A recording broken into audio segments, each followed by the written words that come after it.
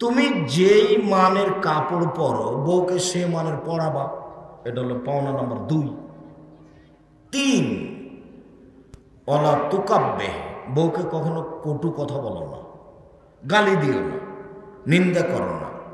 ভুলেও কখনো বলো না যে তোমার ঠোঁটটা মোটা, তোমার রংটা কালো।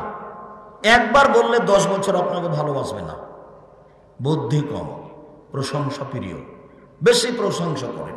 তুমি খুবই ভালো, তোমার মতো আমি কোনো মহিলাই দেখি না, তুমি খুব ভালো, সারা রাত পাটি বেঁধে।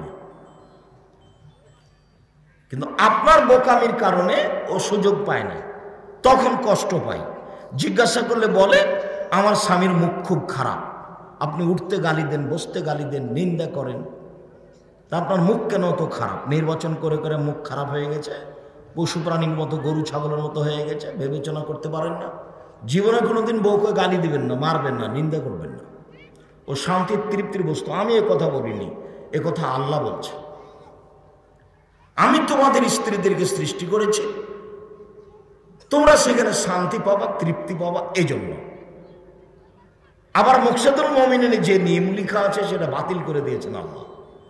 মুকসাদুল মুমিনিনে একটা হেডলাইন আছে বইটাতে, অবিবাহিত ছেলে মেয়ের পড়া নিষেধ।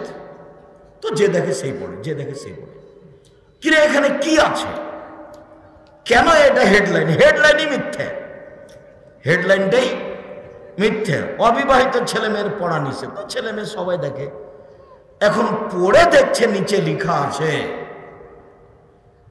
সফরের পূর্বে স্ত্রী মিলন হলে ছেলে ল্যাংড়া হয়, ভরা পেটে স্ত্রী মিলন হলে ছেলে ভ্যাংচা হয়, চন্দ্রগ্রহণ সূর্যগ্রহণে স্ত্রী মিলন হলে ছেলে টেরা হয়।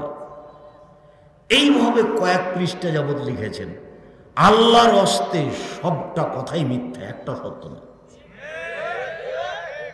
শুধু যদি বলি মিথ্যা তাহলে ভুল হবে, বলে ডাহা মিথ্যা। আল্লাহ বলছেন নিসাউকুম হারফুল লাকুম ফাতু হারসাকুম আন্না শাইতুম, তোমাদের স্ত্রী তোমাদের জমি, তোমাদের স্ত্রী তোমাদের ক্ষেত। তোমরা তোমাদের জমিতে আসো, তোমরা তোমাদের খেতে আসো, তোমাদের ইচ্ছা মতো, সকালেই কি, বিকেলেই কি, দুপুরেই কি, ভরা পেটেই কি, চন্দ্র সূর্য গ্রহণ লাগলেই কি আর না লাগলেই কি। এই কথা আল্লাহ বলছে। লেখক বলে এই কথা আর আল্লাহ বলেন এই কথা।